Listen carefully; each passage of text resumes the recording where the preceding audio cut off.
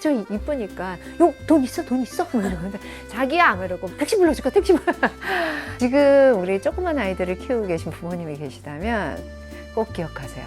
다 돌려받습니다. 곱하기 몇 배로. 이 아이를 위해서 무릎 꿇고 기도해 줄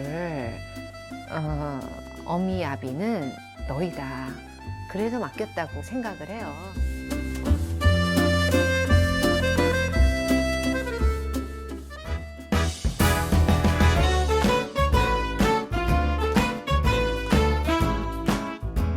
원조 미소천사라고 말씀드리고 싶은데, 대한민국이 사랑하는 배우 신혜라 배우님 모셨습니다. 안녕하세요. 안녕하세요. 안녕하세요. 반갑습니다. 반갑습니다. 요즘에 근황 어떠세요? 왜 이리 바쁠까요?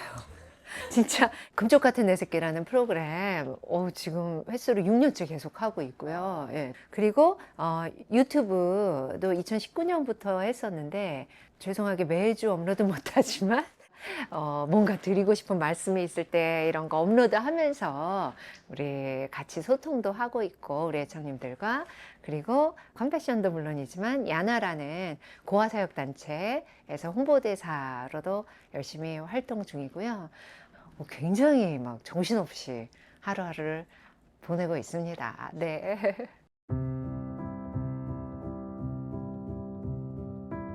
언니는 아이들을 그동안 어떻게 키우셨을까? 이제 애들이 너무 많이 컸잖아요. 그렇죠. 근데 그 과정마다 분명히 언니만의 양육 방법이 있었을 것 같고, 예. 그리고 그 아이들의 고비도 있었을 것 같고, 사춘기도 있었을 것 같은데, 오늘은 한번 아이들 키운 네. 얘기를 한번 해주시면 어떨까 싶어요. 예. 아이들이 3명 있는데, 셋 다 20대가 됐으니까, 진짜 다 키운 거죠. 이런 날이 오네요. 우리, 지금 이 콘텐츠를 보고 계시는 우리 구독자 여러분들, 반드시 옵니다. 힘내시길 바랍니다. 지금 자꾸 그런 생각 들어요. 이제 한 명 키우면 정말 잘 키울 수 있을 것 같다. 내가 그때 왜 그랬을까? 그때 왜 그건 못했을까? 그건 참 좋았었다. 막 이런 것들이 경험치가 이제 한 명이 아니고 3명이었으니까 3배로 쌓인 거잖아요. 그런 생각이 들 정도로 아이를 키운다는 건 우리도 엄마가 처음인지라, 부모가 처음인지라 굉장히 쉽지 않은 일인 것 같아요. 저도 간혹 사람들한테 또는 어디 강연 자리에 서서 내가 해본 모든 일 중에 제일 어려운 일이 육아다라는 얘기를 했거든요. 왜냐하면 내가 뭘 열심히 한다고 해서 뭐 되는 일이 아니더라고요. 결혼이라는 게 사실 어떻게 보면 엄청난 변화였잖아요, 우리한테. 근데 그것과는 비교도 안 되게 아이가 태어난다는 건, 아이를 갖게 된다는 건 정말 엄청난 변화더라고요. 제일 힘들고 이랬던 때는 아무래도 사춘기였던 것 같아요. 사춘기 때는 왜 힘들었냐면 내가 아이한테 조금 잘 못해줬던 그런 모자랐던 부분들, 그런 것들이 여과 없이 곱하기 몇 배로 돌려주더라고요. 네, 그래서 너무 힘들었어요. 지금 우리 조그만 아이들을 키우고 계신 부모님이 계시다면 꼭 기억하세요. 다 돌려받습니다. 네. 근데 무서워해야 돼요. 근데 좋은 건 그닥 안 돌려줘요. 근데 내가 좀 실수했던 거, 내가 모자랐던 거, 내가 잘못했던 것들은 그걸 어떻게 그대로만 되갚는 것도 아니고 곱하기 몇 배로. 근데 그게 어떤 아이들은 자기 안에 갇혀서 자기를 힘들게 하는 아이들이 있고, 그게 더 문제인 것 같아요. 차라리 나한테 되갚는 애들은 오히려 좀 건강한 거다라는 생각이 들어요. 우리 아이가 사춘기인데 정말 너무 힘들어야 하시는 분이 있다면, 내가 뭘 놓쳤었지? 내가 우리 아이가 어릴 때 어떤 부분을 내가 좀 잘못했었을까를 좀 생각하시면서 진심으로 좀 사과하는 그런 자리가 있으면 좋겠어요. 저도 사과 참 많이 해요. 했고, 부모가 사과하는 게 결코 자존심 상한다든지 뭐 모냥 빠지는 일, 또는 내가 쟤한테 지는 거 아니야? 이게 결코 아니니까 사과를 해주시고. 왜냐면 나는 잘 기억도 못하는데 아이는 그걸 그 일 그대로만이 아니라 자기한테 받았던 그 상처만큼의 크게 잘못 기억하기도 해요. 그 잘못됐잖아 얘기하지 말고 그냥 사과해 주시면 좋을 것 같고요. 그래서 저도 사춘기에 굉장히 섭섭하고 슬프고 막 이렇게 보냈는데 주변에서 보면 야 저게 무슨 사춘기야 이렇게 말씀들을 많이 해주셨거든요. 그것도 하나님의 은혜라고 생각해요. 제가 한 대로 했다면 훨씬 더 아이들과 관계도 안 좋아졌을 수도 있을 것 같은데 진짜 하나님이 그래도 은혜로 그나마 조금씩 기도를 해온 그 어미의 기도를 봐주시고 이렇게 키워주셨구나라는 생각이 너무 많이 들거든요. 참 내가 부모로서 이게 정말 잘못됐구나라고 생각했던 부분은 너무 통제하려던 거. 저는 좀 기질이나 성향상 좀 통제를 하려는 이슈가 좀 많아요. 그리고 결국은 그게 나쁜 통제가 아니라 아이들을 잘 키우고 네가 좀 덜 실패하게 하기 위해서 네가 좀 아픔을 덜 겪게 하기 위해서 불보듯 우린 이미 미리 살았으니까 아니까 그거를 막아주려고 막 했고 그러니까 애들은 어떻게 보면 실패나 좌절을 덜 겪었겠죠. 내 의도대로. 근데 제가 금쪽 같은 내 새끼 하면서도 그렇고 그 전에 제가 미국에서 기독교 상담학 공부할 때 아 이게 정말 잘못됐구나를 많이 느꼈어요. 일단 내가 막 통제하면서 쫙쫙하면 일이 잘 진행되니까 가정도 뭐 별 문제 없이 이게 좋은 거다 생각했는데 그게 아니었더라고요.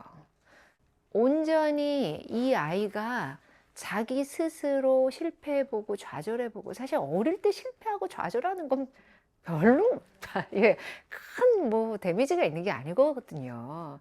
근데 그럴 때 해봐야지 이 아이가 클 때 또 그런 걸 맞닥뜨렸을 때 자기 스스로 헤쳐나가고 할 수 있는데 제가 언제까지 옆에서 지켜주겠어요.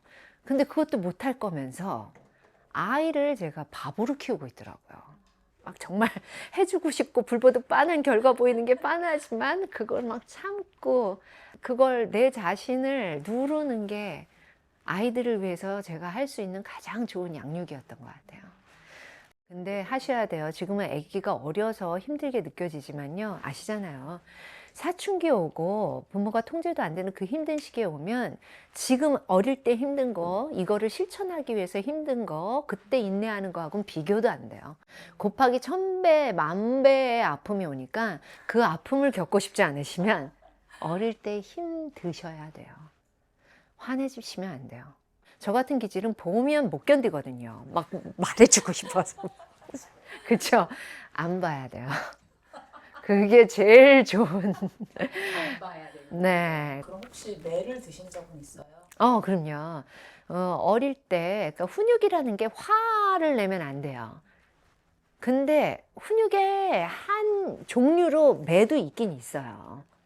근데 사람들이 매를 이성을 잃고 드니까 문제인 거거든요. 그리고 그냥 화내면서 그 화에 실어서 주변에 아무거나 있는 이 뭐 구두 주걱으로 때린다든지 뭘 그거는 정말 안 되는 거죠. 아니면 그 손으로 그냥 화나니까 뭐 등짝 스매싱도 안 좋아요. 저는 어릴 때 그 따끔한 기억을 좀 주고 싶어서 어릴 때 막내가 잘 물고 그래서 그리고 우린 딱 아예 매가 있었거든요. 그래서 매도 본인이 갖고 오고 몇 대 맞을래? 그럼 어릴 때는 모르니까 5대에서 진짜 5대 많은 거야. 엄마는 한 대만 때려주고 싶어. 네가 이게 아픈 만큼 네가 그렇게 딴 사람을 하면 아프다는 걸 기억을 해. 그 무는 건 이렇게 아픈 거야. 다른 사람한테도. 이런 식으로 해서 진짜 한 대를 아주 딱 기억나게끔 아프게. 매도 들었었는데 어릴 때는 매는 진짜 그 어릴 때 잠깐이에요. 근데 어떻게 보면 그 매 때문에 안 할 수 있는 행동들도 있긴 있지만 매보다는 말로 할 수 있으면 그게 제일 좋겠죠. 여러 가지 걔가 뭐 제일 좋아하는 거를 상실하게 한다든지 뺏는다든지 하는 것도 훈육의 한 방법이고 훈육이 여러 종류가 있어요. 뭐 잠깐 생각하는 이지 않는 것도 훈육이고 말로 하는 것도 훈육이고 근데 다 장단점이 있거든요. 말로 훈육을 하면 짧게 딱딱 그것만 해야 하는데 잔소리를 그렇게 해야 되니까 그러면 애들은 아무것도 기억 못해요. 딱 그 메시지만 전달해야 되는데 그러니까 훈육도 강의를 들으셔야 돼요. 요즘은 유튜브에 좋은 강의들 너무 많으니까 찾아서 들으시고. 근데 아이가 잘 컸다면 그건 하나님의 은혜고, 아이가 잘못 컸다면 그건 정말 내 잘못이에요. 그걸 깨달아야 돼, 우선 부모가.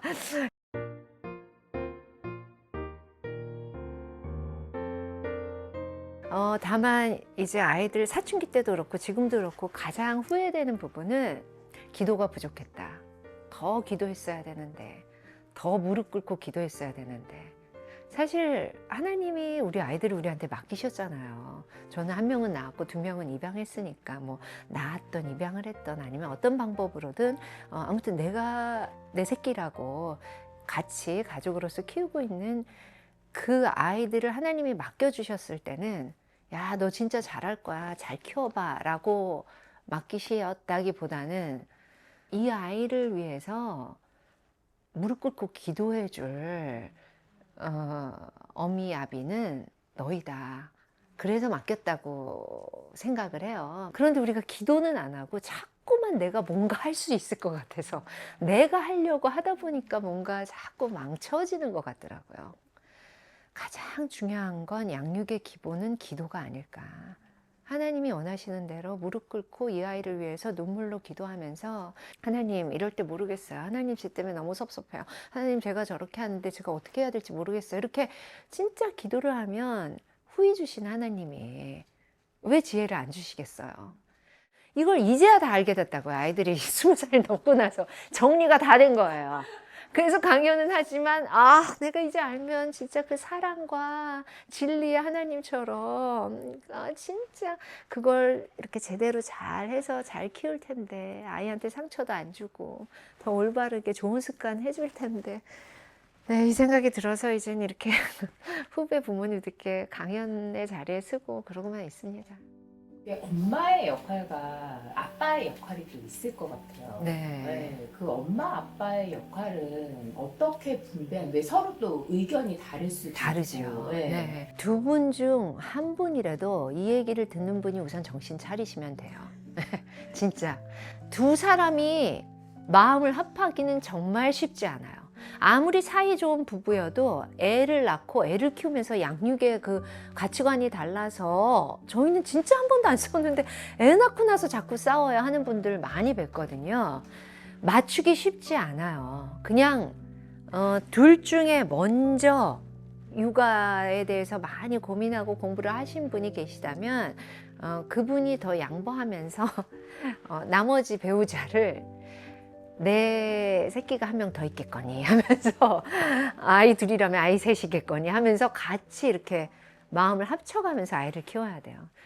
제일 중요한 건 있죠. 아이 앞에서는 절대 싸우시면 안 되고, 의견이 다르더라도 아이 앞에서 얘기하지 말고 나중에. 그래야지. 아이 때문에 더 싸운다는 건 얼마나 슬픈 일이에요. 아이가 진짜 사랑과 축복과 가정의 행복인데.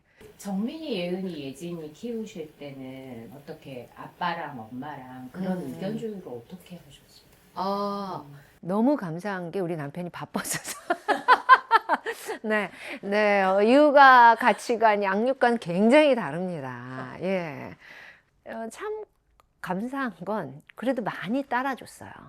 많이 따라줬는데, 제일 안 바뀌는 부분은, 저는 결핍이 아이들이 있어야 된다고 생각하거든요. 우리 남편은 좀 과보호를 하려고 그러고, 그리고 아빠가 다 해줄게 이런 거 있잖아요. 그저 이쁘니까 돈 있어 뭐 이러는데, 자기야 이러고, 택시 불러줄까 자기 애들이 버스를 타야지 왜 택시를 자꾸만 타. 요게 좀 아직은 너무 달라요. 그럼에도 불구하고 제 선에서 할 수 있는 부분은 자꾸만 하죠. 예, 하려고 노력하죠. 많겠죠. 저 없으면 더 그러기도 하겠죠. 예. 근데 그것도 모르는 게 나아요. 알면 너무 속상하니까 그냥 내 모르는 데서까지 하는 것까지는 그냥 알아서. 또 아빠와 또 자녀의 추억이잖아요. 우리 아빠의 그 정 많은 그 정서적인 그 사랑은 엄마보다 아빠가 더하다고 느끼고 하니까. 네. 그런 면도 조금은 있어야 되겠다 싶기도 하고요. 예.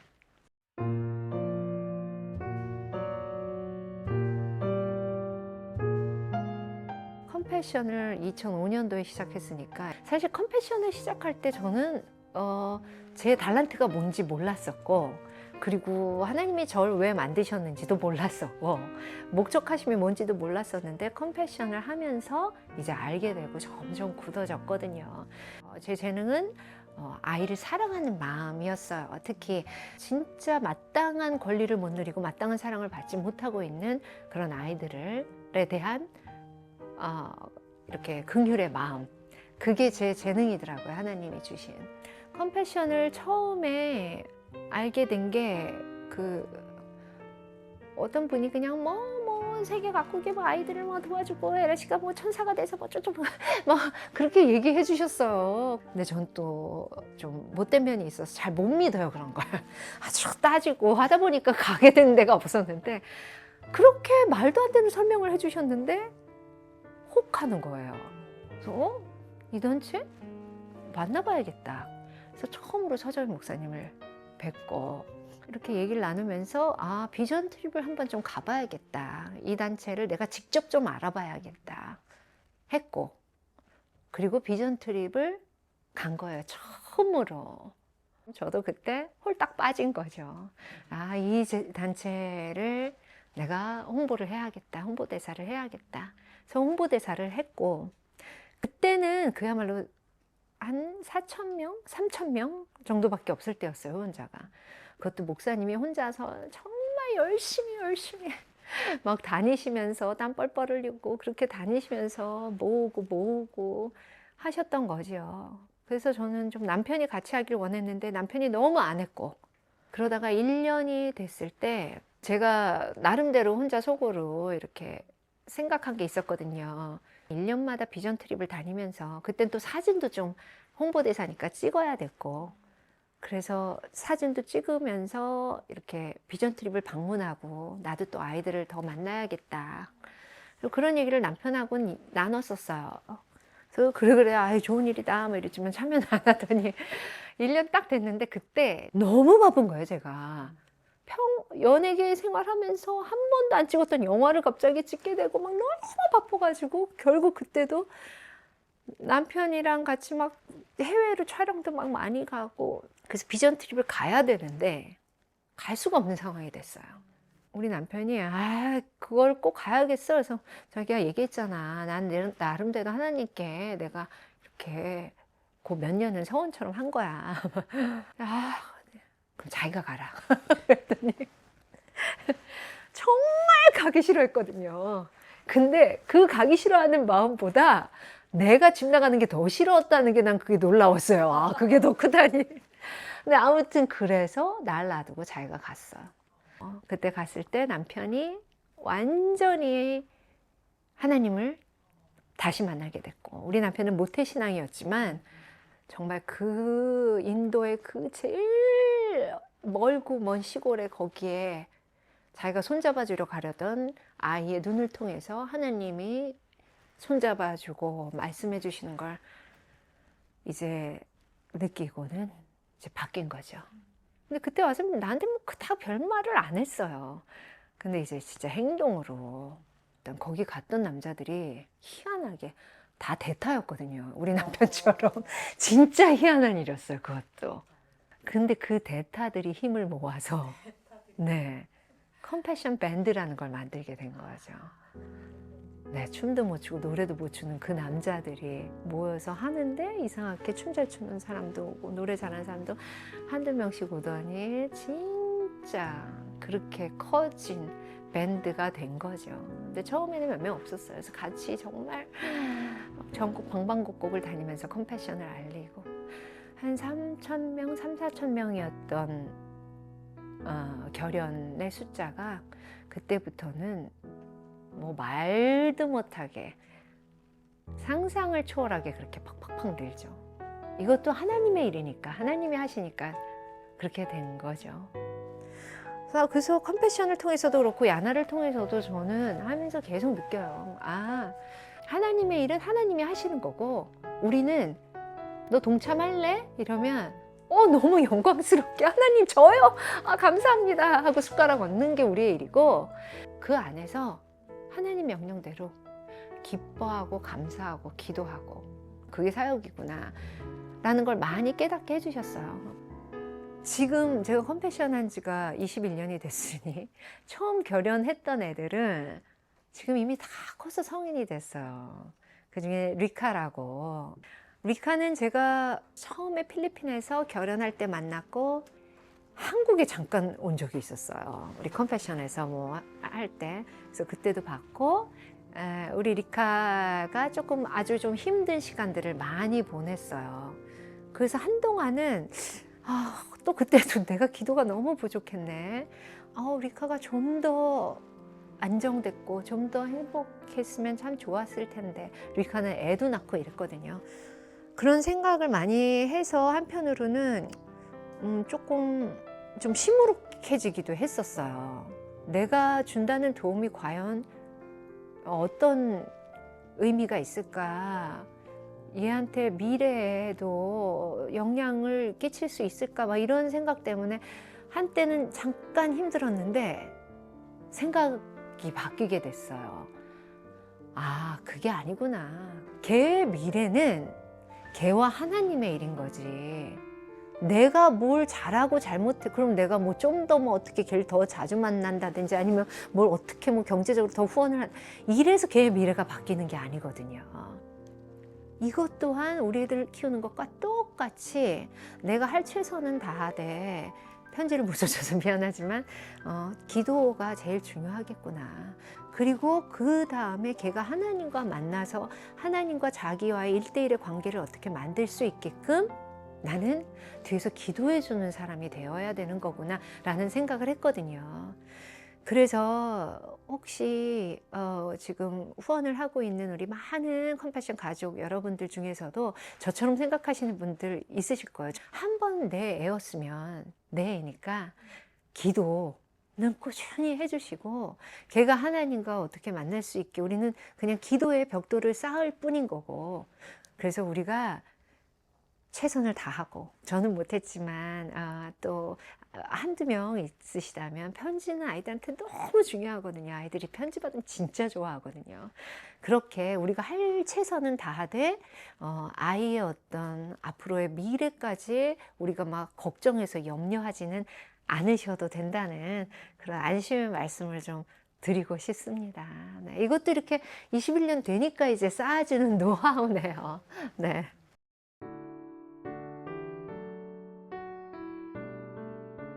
야나는 You Are Not Alone이라는 고아사역 공동체예요.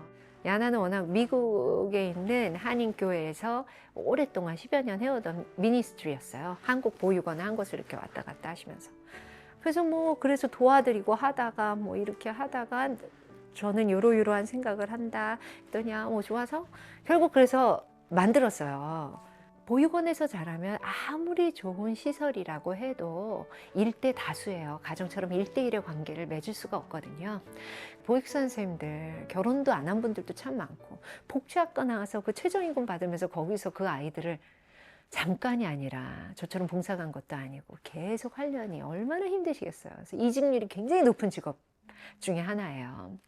저도 가서 시설에서 아이들하고 이렇게 만나면 7살 남자애들 대여섯 명 있으면요. 처음에는 얘들아 일단 나중에 아니야 일로 와봐 이러고 소리가 막 목청껏 높아지거든요.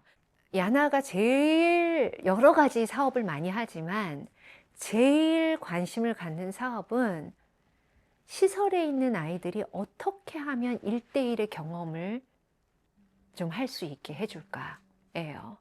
그래서 1대1 매칭을 해서 그렇게 만나고 그리고 이제 보육원과 신뢰관계가 생기면 가정연계도 그러면 그 아이들이 한 달에 한 번만 그 연결된 가정을 만나도 퇴소할 때 100번이 넘게 만나게 돼요. 그러면 퇴소할 때 아무도 없는 그나마 먹여주고 재워주던 시설을 떠나서 허허벌판에 나오는 게 아니고 누군가 한 사람은 있는 거예요. 그냥 이모, 삼촌 같은 친척 한 분은 계시는 거죠. 명절에 갈 데 없을 때 와서 떡국 한 그릇 먹고 가 할 수 있고 나중에 결혼할 때 아무도 없는 그 공석에 앉아줄 수도 있고 그래서 그거를 만드는 게 야나가 제일 원하는 바예요. 그래서 뭐 봉사자를 모아서 우리가 교육을 하거든요. 교육도 하고 이렇게 매칭을 해서 하고 했는데 그것도 여의치가 않아요. 그리고 시설이 그렇게 개인적인 봉사자들이 오는 걸 되게 불편해하세요. 신경 쓸 일이 많거든요. 아이들을 책임져야 하는 시설이니까 그도 당연해요. 그러고 하다가 하나님이 마음을 주셔서 교회와 시설을 매칭하는 그런 사업이 있어요. 그래서 너무 감사하게 10군데 교회가 지금 10군데 시설과 매칭이 됐어요. 이거다 싶더라고요. 교회가 답이구나 결국.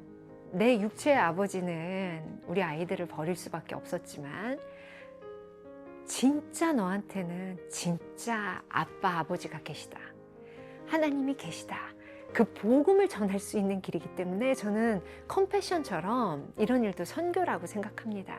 그래서 함께 해주시면 좋을 것 같아요.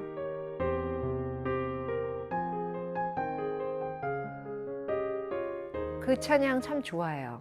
다른 찬양, 요즘은 또 다른 찬양도 되게 많은데 기억력이 좋지가 않아서 가사가 생각이 안 나고 네, 원래 제일 좋아하는 찬양, 가사 안 까먹는, 절대 안 까먹는 찬양은 하나님의 은혜. 하나님의 네, 그 찬양을 너무 좋아하죠. 예.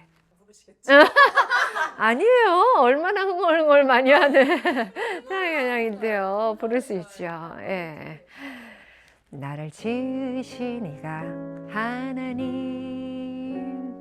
나를 부르신 이가 하나님, 나를 보내실 이도 하나님, 나의 나 된 것은 다 하나님 은혜라. 이거 좋아요. 예. 그리고 그 소절 되게 좋아요. 나의 달려갈 길 다 가도록, 나의 마지막 호흡 다 하도록. 그 부분 너무 좋아요. 우리가 항상 누구나 다 마지막 왜 괜히 우니까 나까지 자꾸 또 눈물이 나올라 그러잖아요. 그 마지막 순간은 누구나 다 올 거잖아요. 근데 우리는 그 마지막이 끝이 아니라는 걸 믿는 사람들이 기독교인이잖아요. 그 순간은 정말 하나님께 가는 그 순간이죠. 내 주변 사람들, 뭐 나를 사랑하는 사람들은 너무 슬퍼하겠지만 사실 우리는 가면 그만이에요. 우리는 그 사람들 슬퍼하는 거 모르는 곳에 가는 거지요. 그때 나의 달려갈 길 다 가고 나의 마지막 호흡 다 할 때 하나님 앞에서 딱 하나님 마주대 할 때 아이고 잘했다, 착하고 충성된 내 종 내 딸 에라야 소리를 들어야지. 이 악하고 게으른 종아 너 뭐 하다 왔니? 난 널 모른다. 이 얘기를 들으면 안 되겠죠. 네. 그래서 저는 그 부분 항상 혼자 읊조리면서 그렇지, 나의 마지막 순간이 오늘 밤이 될지 뭐 10년 후가 될지 20년 후가 될지 그건 내 일이 아니지만 그 순간에 하나님 앞에 갈 때 내가 웃으며 갈 수 있어야겠다. 요즘 제가 계속 하나님 안에서 훈련하는 게 있거든요. 불안, 근심, 걱정 내려놓는 거. 예. 아빠가 그 뇌경색이 오셨어요. 그래서 지금 며칠 전에 입원을 하셨는데 사실 생각해 보면 너무 불안하죠. 어떡하지? 막 이러고 막. 근데 우리 아빠도 하나님을 그렇게 사랑하시고 하나님을 잘 믿고 그러면 불안해하지 말자 일단. 왜 우리의 불안은 사실 생각해 보면 거의 많은 부분이 다가오지 않은, 생기지 않을지도 모르는 그 미래에 대한 염려고요. 또 하나는 돌이킬 수 없는 과거에 대한 후회거든요. 현재를 사는 것보다 그 미래와 과거를 왔다 갔다 하며 불안해하고 후회하고 염려하고 낙담하고 원망하고 그렇게 살고 있는 건데 현재에 좀 집중을 하자. 그거를 자꾸 훈련하고 있어요. 저를 좀 채찍질하고 있습니다. 네.